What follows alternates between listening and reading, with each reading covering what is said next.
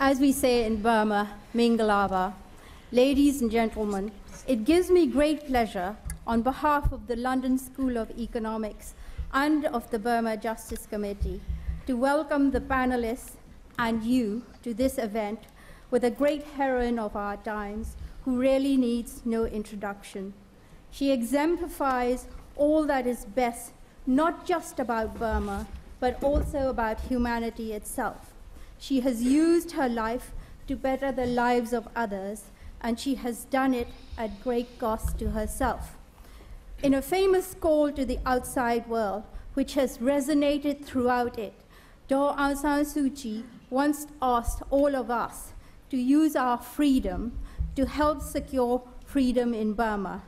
And more recently, after emerging from long years of house arrest, she called for help in restoring the rule of law.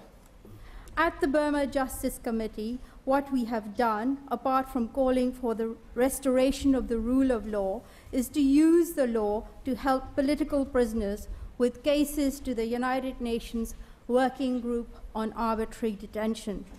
But amongst our number are many eminent QCs who have gone to regions blighted by conflict to help in programs of training and education of both lawyers and judges, and to put in place an idea of the primacy of law, the idea that the law is king. In a world in which there is so little security, in some senses, what has happened in Burma so far is promising. An internationally respected leader who has been released and who has been permitted to come and speak to us about what assistance we can give her in the great task of nation building which lies ahead of her. We are very honored that lawyers and the law has been one of the first ports of call of this courageous and great lady. Welcome to this round table talk with our distinguished panelists and with Daw Aung San Suu Kyi. And I hand over.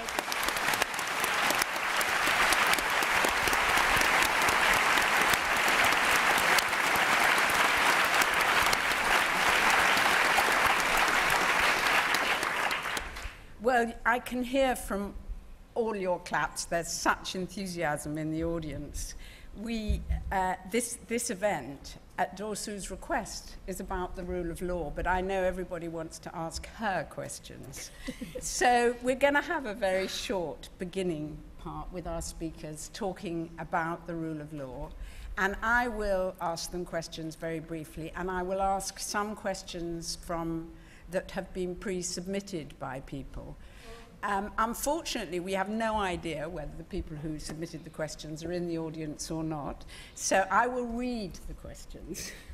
And I'm going to start with Nikki Lacy, who, as most people at LSE will know, is one of the great scholars of the rule of law, and ask her to explain how understanding the difference between procedures and substance of the rule of law can be useful for a country like Burma. Thank you, Mary.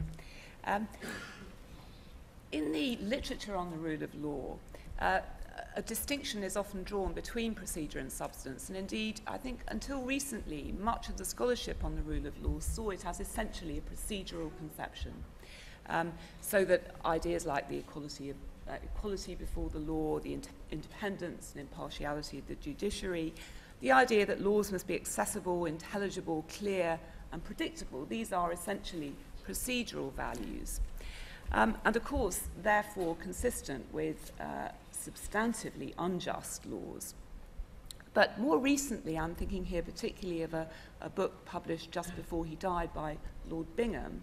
I think we've moved more in the literature towards an idea that the rule of law also encompasses respect for human rights, the aspiration to treat people as persons with dignity, and indeed that it could also encompass compliance by the state with international law obligations. And then a third position would be that we should think about the rule of law as essentially a procedural conception, but that nonetheless the discipline of subjecting power to those procedural constraints itself may build in a tendency towards more substantively just law, or indeed have its own distinctive value. Now, for various reasons, perhaps for obvious reasons, it's often thought that the procedural conception of the rule of law is of more relevance for countries in transition to democracy. Its formal nature making it more widely applicable. And there's a certain intuitive sense in that, I think. But in my view, it can very easily be exaggerated for two reasons. First, even procedural or formal standards embody values and assumptions of substance. Second, in a sense, it's those underlying values, the ideals of respect for persons, which make the rule of law such an important part of the progressive political rhetoric of which you have been such an eloquent exponent. So I'd like to suggest it might be more useful to work with a slightly different set of distinctions. First of all, thinking about the rule of law at a very abstract level as a potent symbol on which people with vastly different experiences can identify, and which can therefore be highly effective in both motivating political action and solidarity, and because of the global reach of these ideas in helping to build transnational alliances. The second level, slightly more concrete, we could think of the rule of law in terms of the standards and understandings and values and norms which have gradually developed in international understandings, including in international law. And thirdly, and perhaps most crucially at the moment in Burma, would be our understanding of what the rule of law requires in the specific economic, political, and cultural circumstances of a particular country at a particular time. This is the really hard question. How do we design a rule of law appropriate to particular circumstances while still hanging on to the universality of the ideal? And that, I think, inevitably brings us to the question of institution building. And there was a question, actually, you've rather touched on it, but I don't know if you want to add to that, from Dan Squires of Matrix Chambers, who asked, how can Burma learn from other countries' experiences in re-establishing the rule of law? Are there any examples we could learn from? I think that really does take us to institution building, doesn't it? And I think here, just one example I'd like to throw in, which would be the example of South Africa. It seems to me that the analogies between the position in Burma and in South Africa are quite interesting, and that South Africa offers a rather positive model for post-transition rule of law. And it's worth thinking about why that is. And first of all, I think that the key factors here are that in South Africa it was a peaceful transition, and reformist aspirations were very widely diffused across the population. And then in terms of process, the move to democracy was attended by a very wide consultation, which crucially, and again very relevant to Burma, involved all groups thinking about, all ethnic groups thinking about what would look like the right sort of constitution for post-apartheid South Africa. So if we think of what they came up with, there's a tremendous amount of institutional innovation in South Africa, it seems to me. Not just obvious things like the Truth and Reconciliation Commission, which I know you've spoken about, but also thinking about the constitution of the Constitutional Court in both symbolic and material ways, such that they've produced, it seems to me, a sort of structure, an institutional structure for the rule of law, which is quite distinctive to and appropriate to post-apartheid South Africa. So I think that's a sort of bottom-up transition, which suggests that a rule of law sort of worth the name is a rule of law that has to be located within institutional arrangements with a real capacity to constrain power, and that means being really firmly rooted in the broader social structure. I think just as a footnote, it's also worth remembering that the rule of law is always a work in progress, isn't it? There is no perfect compliance with the rule of law. Every country is always working, if it's a civilized and progressive country, on improving its compliance with the rule of law. So. Oh, thank you. Whenever you want to come in, you're free to do so. But I was going to move to Geoffrey Nice. I'll listen first. I'm going to move to Geoffrey Nice because, in a way, that's a very good transition. And I want to ask him about, and particularly given the example of South Africa, how important is transitional justice for a substantive transition to the rule of law, and what form might this take in Burma? Methods of transitional justice are varied, from retributive trials through peace commissions, reparation, lustration, memorialization, and so on. Each has its own supporters. None of them have very predictable results. Not surprising, they're all comparatively recent exercises. Anecdotal evidence might suggest that retributive trials of the kind tried in the ad hoc tribunals for Yugoslavia and Rwanda, and also made possible at the International Criminal Court, are not very successful, if successful at all, in the wider purposes of bringing about reconciliation. Other experience may suggest that peace commissions work best when in combination with other processes, but overall uncertain in their effect. Thus, if a leader decides to change with his past and make the rule of law available, should he be allowed to do that without coming to terms with the past? Can he do that? Theoretically, yes. In practice, no. Yesterday, at an informal tribunal established by the diaspora of Iran to deal here in London with the mass executions of political prisoners in the 1980s, a welcoming address was sent by Archbishop Desmond Tutu. And he explained that the passage of time is rarely or never enough, that something else has to be done.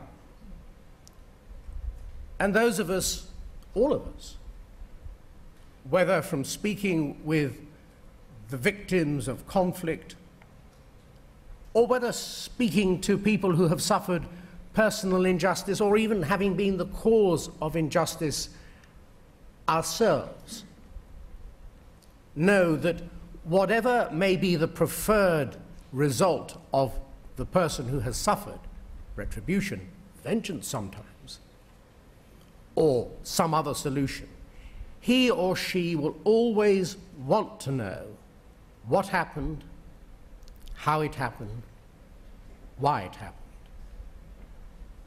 He or she would, of course, prefer the person who was responsible to acknowledge responsibility and even to apologize, for that is finally, or at least it's the best step on the way to the night of peaceful sleep that all are entitled to, including those who suffer in conflict.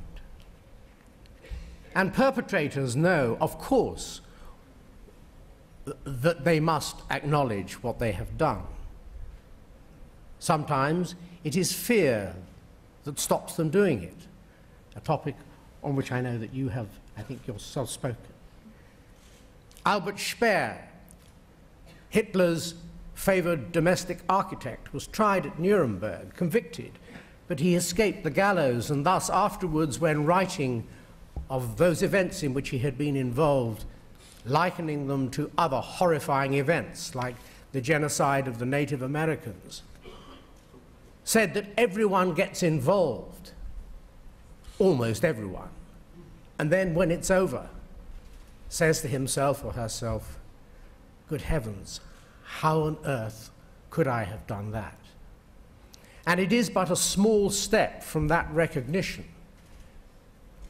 to the next stage of acknowledgement or apology those who suffer most seek. And so in passing from one state to a state where the rule of law is honoured, the past cannot be overlooked and has to be dealt with. But to the second part of the question, what can be proposed for Burma? That's a very difficult question.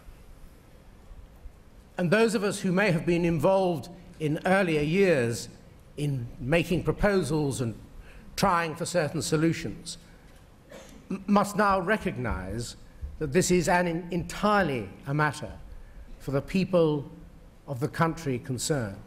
It has to be their choice, not just because as individuals they will want to know what happened to them, what happened to their loved ones. Like the witnesses in the informal tribunal yesterday, a top concern being wanting to know where their loved ones were buried so that they can mourn them, as a minimum. But the combination of the collective knowledge becomes the history, or at least one part or one narrative of the history of the people concerned. And it is to achieve that, amongst other things, that there has to be a transition process. Whether through retributive courts, I personally doubt. Whether, when the time is right, through a process of a commission, I would personally prefer. And my last observation is this. Even if at present the prospect of a transition which can deal with the past may seem difficult or even remote, we should all have in mind that the modern age has handed over from national and international bodies that may favour or disfavour processes of transition, it's handed over a lot of power to the individual, who in the modern information age is far more powerful than he or she ever was, both to deal with, in transition, the process of his own and indeed the process of the collective memory. Thank you very much. And I'm now going to turn to Professor Christine Chinkin and to ask her about respect for human rights, which is, as Nikki told us, such an important part of the substantive rule of law. How can compliance with the international human rights regime be fostered? And in particular, what issues need to be addressed to ensure the rule of law is relevant for women? Thank you, Mary. And as you have just said, and as Nikki referred to, human rights are, of course, part of the sort of substantive values that the international community today embraces and sees as a major starting point. But compliance with human rights is always, I think, for any government, at the end of the day, a matter of political will. And I know there have been discussions recently, it's a matter of considerable debate, whether compliance is better fostered through promises, easing of sanctions, for example, or through threats, the threat of further sanctions imposition if there isn't continued reform. Those are decisions for political organs, political institutions. So I was going to also suggest that the legal framework of the UN human rights mechanisms, while they have no formal sanctioning power, nevertheless do have a role to play in fostering an overall environment for human rights compliance. Just to mention a couple of procedures of the UN human rights mechanisms. First, Burma, of course, has a very limited record of ratification of human rights treaties, But nevertheless, the Universal Periodic Review process before the UN Human Rights Council is applicable to all states. Burma has indeed participated in it. We're now coming to the second round of that process.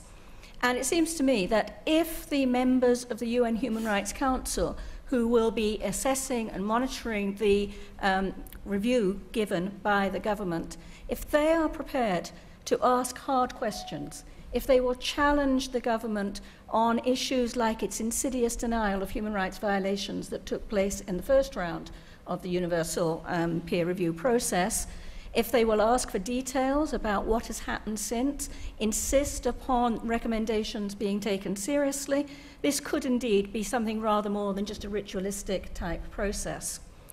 Another possibility, and one that would again depend upon the will of the international community, is a commission of inquiry. Now, not in the sense that was just talked about, but rather in the sense of providing an independent mission looking at what has occurred, providing at least some record with respect to possible commission of war crimes and crimes against humanity, that would make denial and obfuscation that much harder, and would also provide some basis for further action which, as has been said, must be from within rather than externally. And a third possibility is that the international community, through the Office of the High Commissioner, has seen national human rights institutions as an important bridge between the international and the national. There has been a National Human Rights Commission created in Burma. It's been very much criticised, I understand, for its lack of independence, for its weak mandate, for its unwillingness to take a proactive investigatory role. But again, if there was greater pressure put on this body to take seriously its role as a human rights promotion body, if it received technical assistance and I think the importance of external support, that might as well act as some body that could work to foster a human rights environment. Clearly, they are all flawed processes. Clearly, no one issue is going to be effective, but there are a range that can be taken. And what we need, I think, is long-term commitment, drawing on everything that is available in the international community, and again, as has been emphasised, working very much from within to see what are the priorities, what people within the country see as the best leverage points to work with. The international community can at least give some support. Women. Women in the situation of the rule of law, a great deal, but one could say. I just stick to one sort of very short point, which is that in reform of judicial institutions that is associated with the reform of the rule of law, it is important that there is secure, ready access to justice for women who are seeking accountability, particularly with respect to the crimes of sexual violence that are being committed against them. The current impunity that is enjoyed by military, police, security officers inhibits investigation, it prevents prosecution, it undermines any chance of reparation in the broadest sense of the word, and contributes, I think, to a cycle of violence which very much undermines the rule of law. Now, clearly, women, as well as men, have endured a whole range of human rights violations. Sexual violence is only one of multiple human rights violations that have occurred. But it has been said, indeed by yourself, I believe, that it has been used, sexual violence has been used as an instrument of intimidation and division. It's been deliberately targeted, particularly in the context of ethnic minorities. And lack of any accountability for these crimes, I think, serves to normalise violence. It continues then in what might be called a post-conflict or a transitional situation, and weakens any real transition to democracy in which the entire population can participate. That's really important. Now I'm going to ask you one very quick question, because we're run out of time, from Brian Sanderson, a governor of LSE. Some years ago, I was managing director of BP, responsible for Asia. We had to decide whether to do business with the military regime and publicly open an office and invest, or to take a stance on human rights issues in general and forced labour in particular, and refuse to give the regime credibility. What should we have done, in your view? In 1 minute or 1 minute, even yeah. less. A question that raises huge, of course, issues that are pragmatic, legal, and ethical.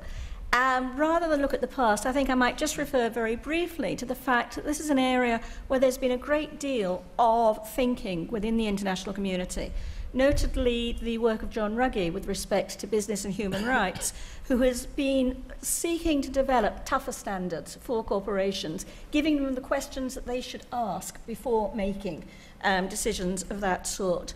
And Ruggie has emphasised that alongside the obligation on the state to protect human rights, which of course the state was failing to do, there is a separate and independent obligation on corporations to respect human rights, irrespective of the national situation.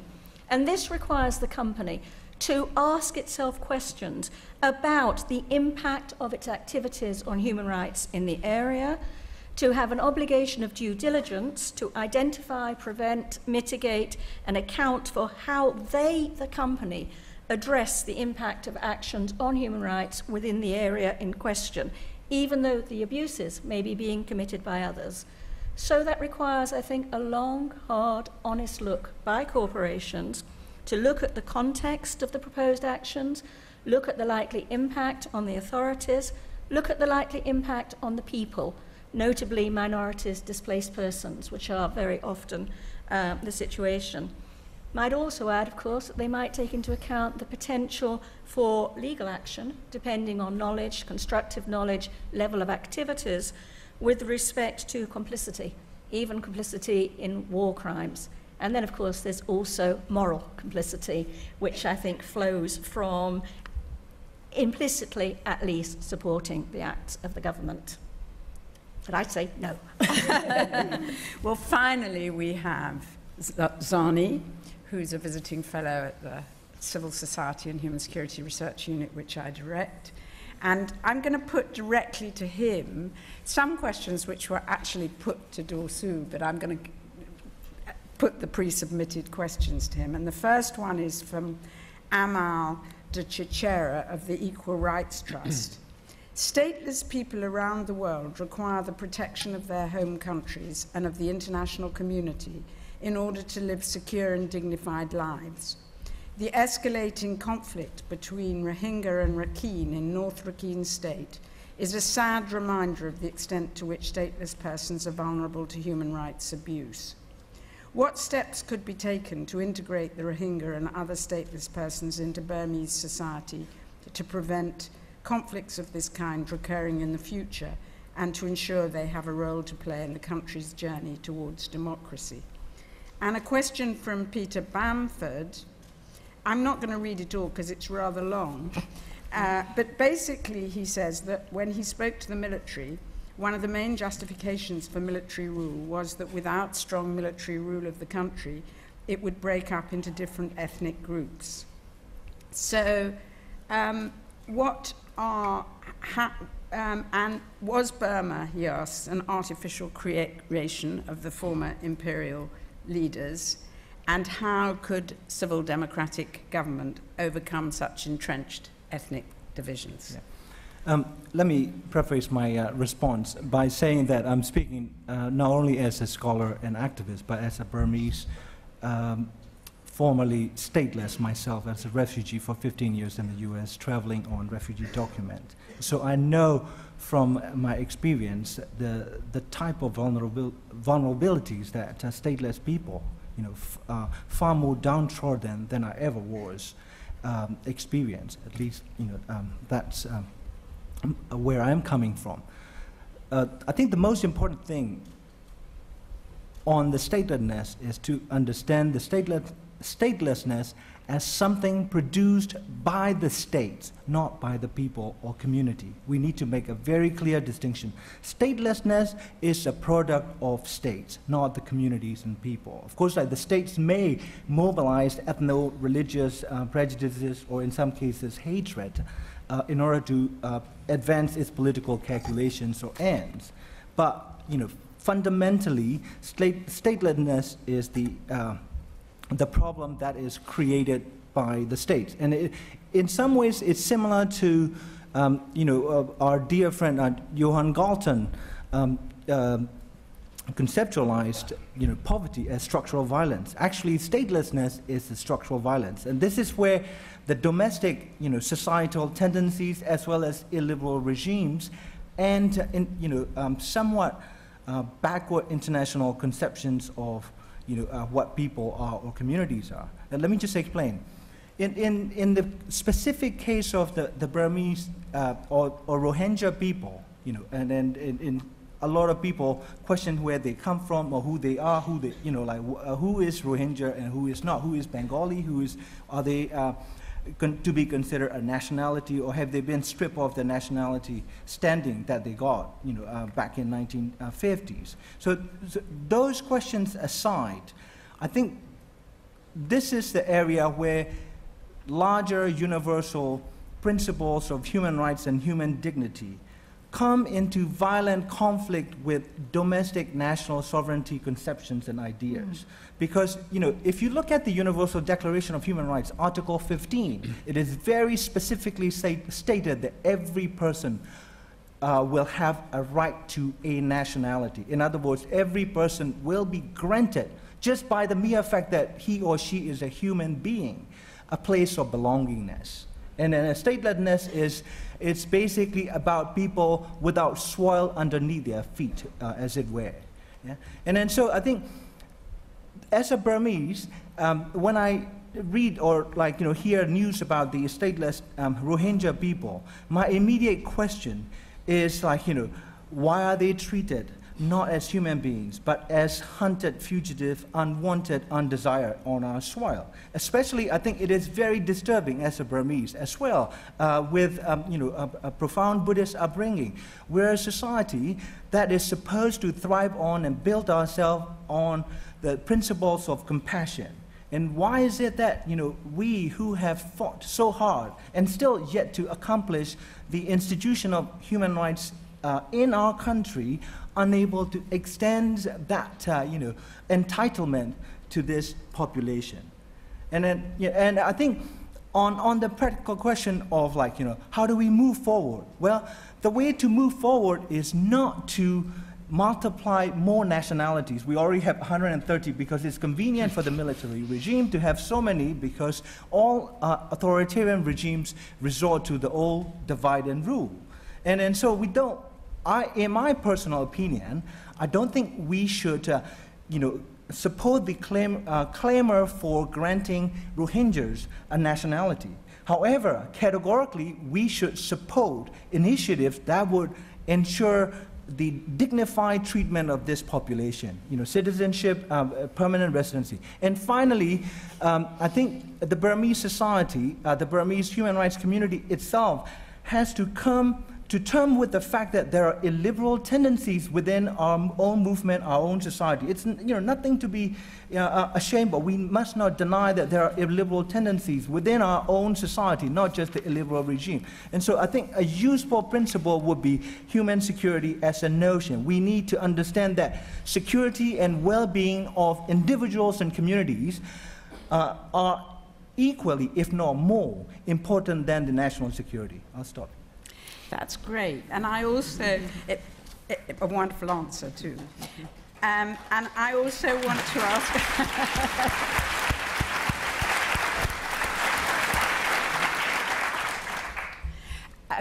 a follow-on question, which comes from Dr. Jonathan, the military bit. Bonitcha. To what extent have grassroots environmental movements, for example, the campaign against the Myitsone Dam, provided a way for communities to assert their rights against the government of Myanmar? Well, I mean, a lot of you would know that Myitsone Dam was a $3 billion project that was instituted jointly by the Burmese regime and the Chinese electricity company, along the lines that electricity should be traded across national boundaries. That this is all part of this free marketizing Asia, the formerly communist or leftist countries are now under pressure to open their borders for trading everything from, like, drinking water to natural gas and electricity. And so this is the issue that had galvanized people like Dosu herself, as well as the grassroots communities across all sectors, including within the Burmese regime.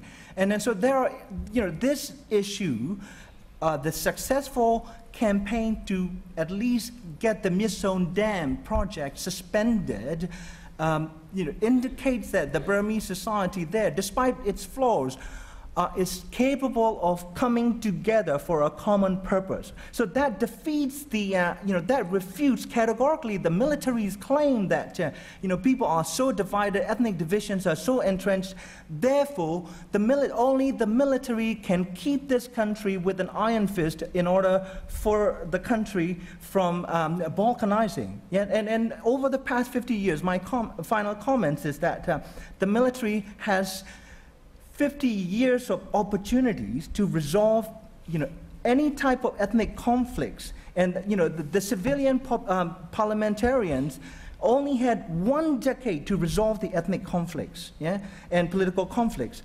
And the military has failed to make the best use of their 50 years in power. And in my personal view, because of their totalitarian or neo-totalitarian orientation, the military isn't after peace on equal terms.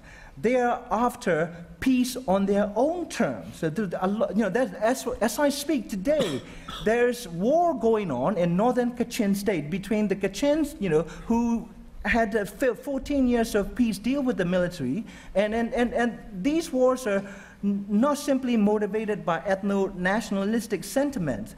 There is a political economy of conflict there.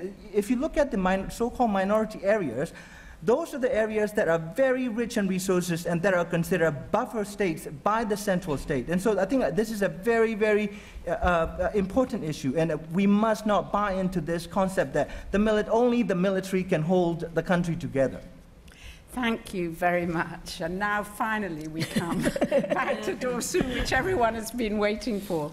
Would you like to comment at all on any of these points? Yes, the theme of this discussion today is rule of law, and I think it was very, very good that we started with Professor Lacey, because what you said about procedure and substance, I think, can be used as a basis for addressing all the other issues that have been discussed. You mentioned the fact that procedure is particularly important in times of transition. And this is so because it's through procedure that you can see whether justice has been done, seen to be done. So this is very important. And substance is also important because, of course, there are laws in Burma which are obsolete, which are not suited to the times, and these have to be addressed. Now, transition, you were talking about transition, and that goes with procedure. What kind of procedures are we going to use? You mentioned the fact that time will not heal, that Archbishop Desmond Tutu said, the time will not heal. There has to be acknowledgement. And how is this acknowledgement going to be made? That is a procedural matter. What sort of procedures are we going to follow? Are we going to go for a commission of inquiry of the kind perhaps that will be started by an external body, such as the United Nations Commission for Human Rights, or is it something that is going to be internal? These also are procedural matters. How are we going to handle these issues? Now, even the discussion of statelessness in Burma, we can base it on rule of law. There are two aspects to this. First, the laws of citizenship. Then that substance. What are the laws of citizenship in Burma like? Are these just? Are these in line with internationally acceptable standards? So that is one issue. And the other is procedural. How do the immigration authorities work? How do the police work? How do the courts work? These two together are essential if we are to find out exactly why stateless persons are stateless and whether there is not something that can be done to assure their position within the rule of law. So the reason why I've emphasized rule of law so much in my political work is because this is what we all need if we are to really proceed towards democracy. Unless people see that justice is being done, unless justice is done and seen to be done, we cannot believe in genuine reform. We have to know that reform is based on rule of law. Reform should be applied equally. Reform should not be used to protect a certain group or to promote another group. This is why, even with the Myitsone Dam, I think it's a little different from rule of law. It's more good governance, but I think you have to link good governance to rule of law. You can't divorce one from the other. With the Myitsone Dam project, we don't know exactly what's in these contracts that have been drawn up between the Burmese government and Chinese business. And this is where the problems begin. The people only knew after the work had started that they didn't like what was going on. But the fact that this project has been suspended for 5 years certainly does not bring an end to the problem at all. What happens at the end of 5 years? What is in those contracts? I don't know. And I think the great majority of people in Burma do not know. And I think that there, although in a way you could say that this is to do with good governance, that is to say transparency and accountability, you could say that it has something to do with rule of law as well. How, under the law, a government should proceed with regard to contracts with foreign enterprises. And you talked about investment. I've spoken recently about democracy-friendly, human rights-friendly investment. I think investors must take responsibility for the results of the business that they do inside our country. It's not just environmental consciousness, but also a consciousness of long-term results, of possible long-term results. For example, we want to encourage investment that will create jobs, because unemployment is a big problem in our country.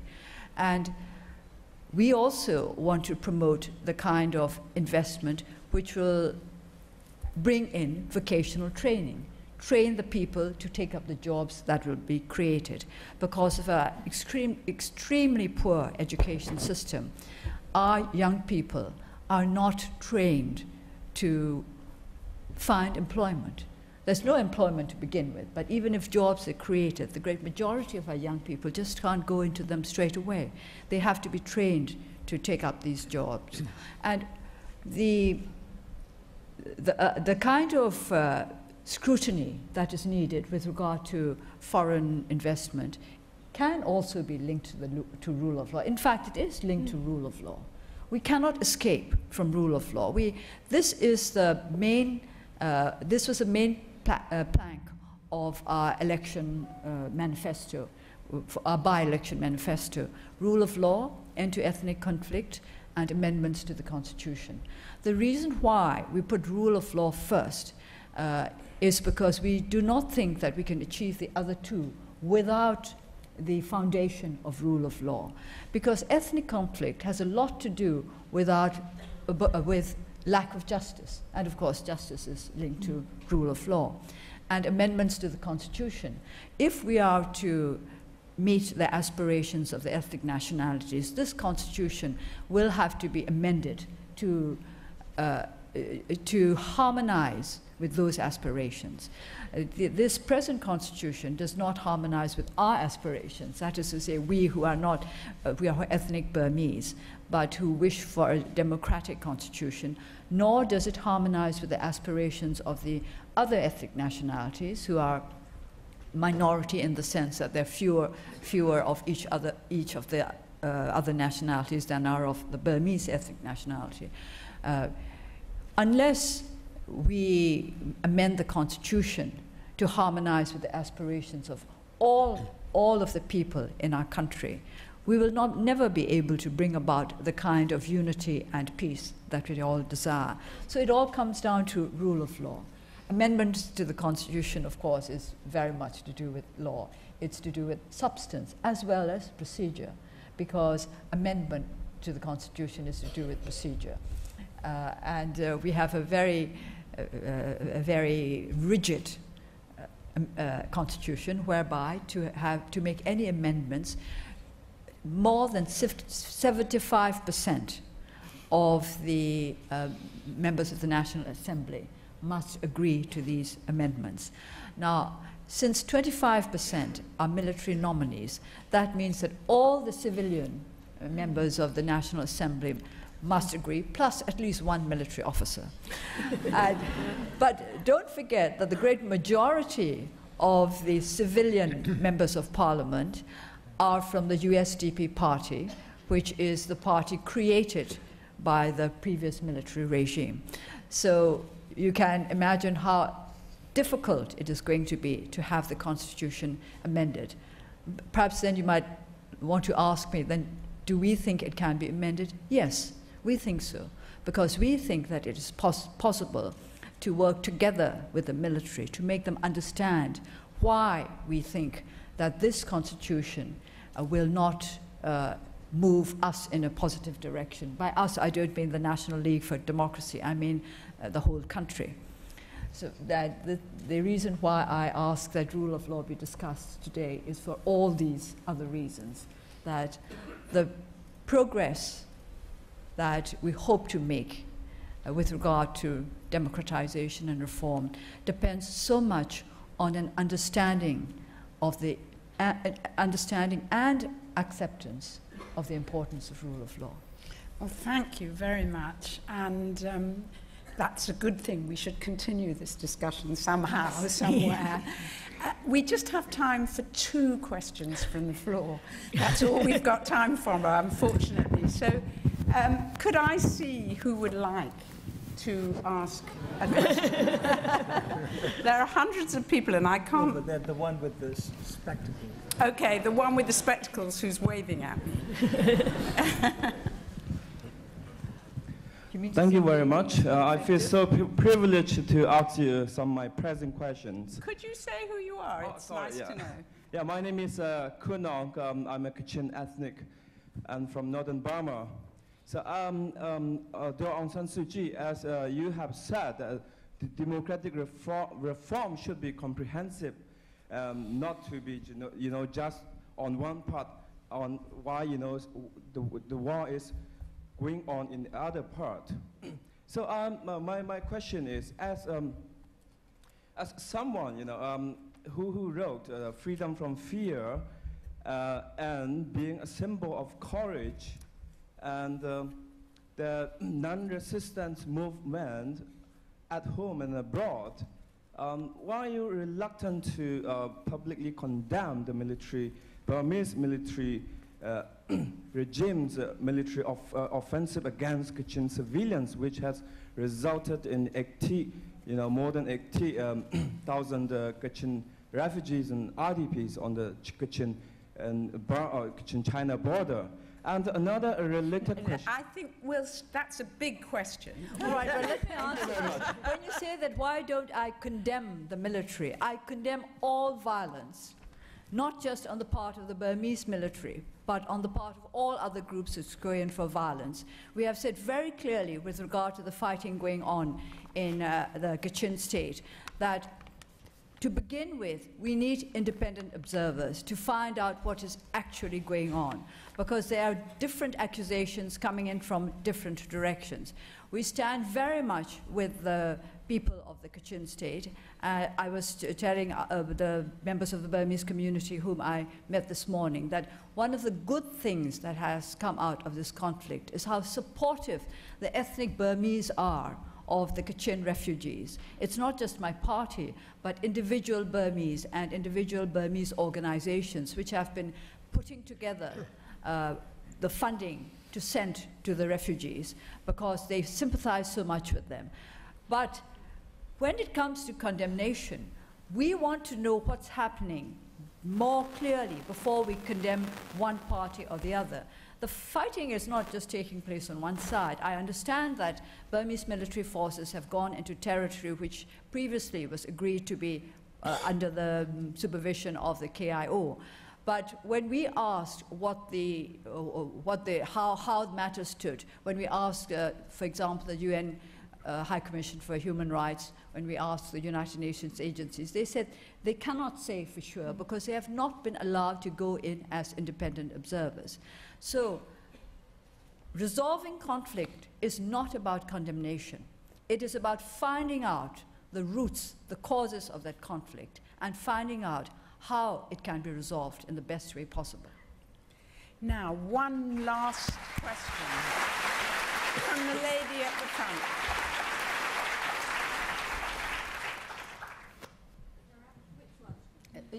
The frontmost one.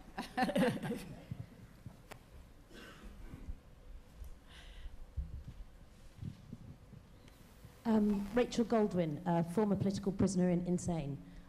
My question is about how can the international community support the creation of a space to discuss the reform of the security sector, being both the Tatmadaw and also of the ethnic armed groups? Good question. By the security sector, do you mean the military as well as the police? Well, this will have to be part of the whole reform of the system. There are good rules with regard to both the military and the police. It's just that the rules have not been followed. For example, the military has, as you all know in the past, been guilty of shooting civilians. Now, if we consider the laws of Burma, there is such a thing as aid to civil power, which lays down very clearly under what circumstances the military can come in to control civilian crowds. But these laws, these rules and regulations have been totally ignored. So it's not just substance, it's also procedure. And what kind of space? By space, do you mean that not civil society organizations discussing the matter, educating the military forces, educating the police forces? It's a very broad subject. Civil service society organizations certainly will not be allowed to go in and educate the military, that I can tell you. But I think we can do a lot of work with regard to the courts of justice and to the police forces, and I think the international community could help by offering proper training for police officers. That is one practical way of going about it. Well, gosh, we could keep discussing these things for such a long time. I'm going to ask you one last question that was sent to me that came from a student called Lena, I don't know where she's from, Gatas Bultaif, and she says in her question, what is the source of strength to keep you fighting for Burma? Well, you, I suppose. During this journey, I have found great warmth and great support among peoples all over the world.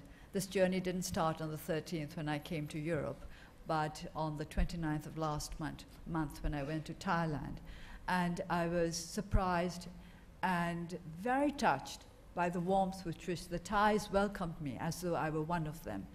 And this I have found in Switzerland, in Norway, yesterday evening in Ireland for a brief 6 hours or so, and now here in England. So I think it's all of you and people like you who have given me the strength to continue. And I suppose I do have a stubborn streak in me.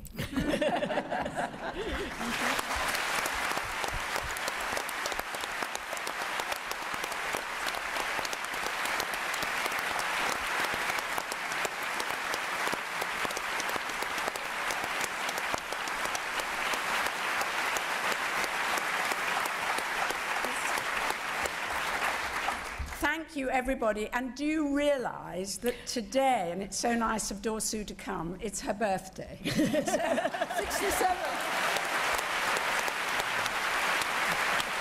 happy birthday.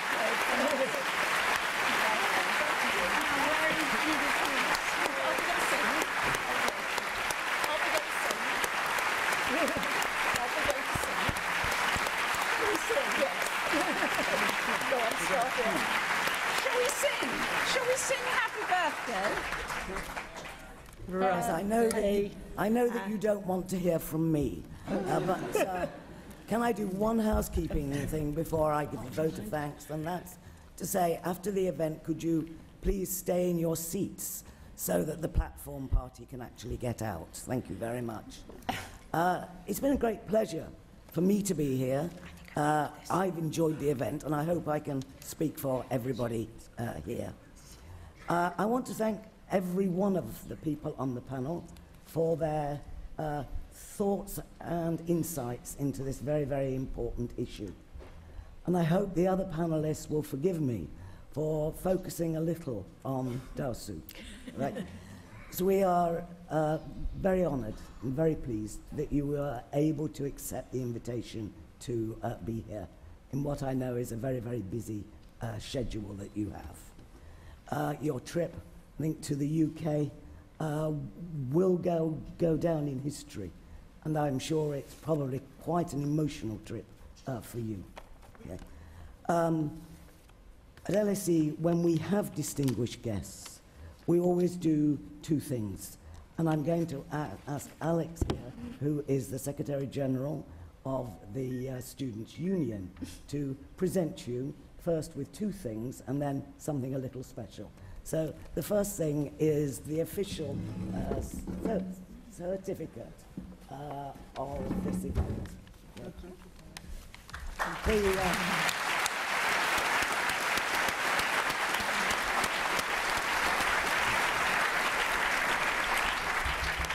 The second thing, and don't ask me why we do this, but it started with Nelson Mandela, and every distinguished guest since then has been given a baseball cap.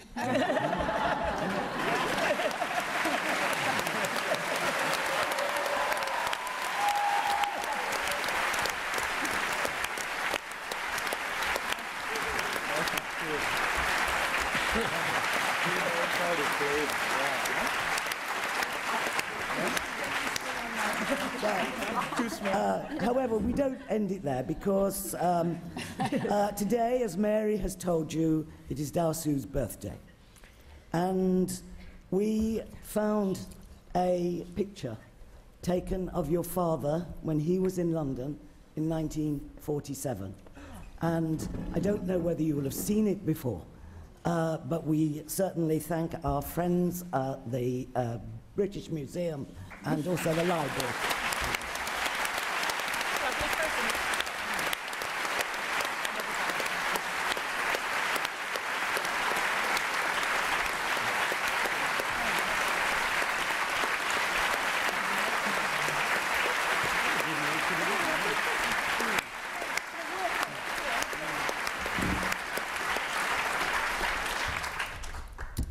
Sure, everybody in this room is conscious of how many birthdays Dao Su spent not free.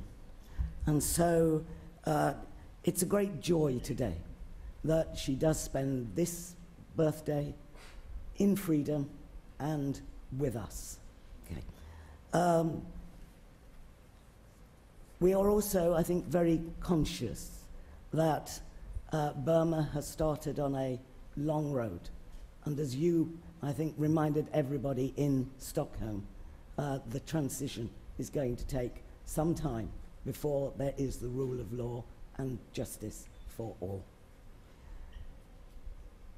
We are going in a minute to, all of us, sing happy birthday to you. And we would like that not to be just a tribute to you, but to all those people who have campaigned for freedom within Burma and for all of the Burmese people. So, can I ask you Sorry, it was my fault. To thank Aung San Suu Kyi and to stand up and sing. Now, yesterday, Bono apparently sang to her. Now, we might not have quite that star quality, but let us see whether we can be even more robust. And thank you. Thank you. Where's the music?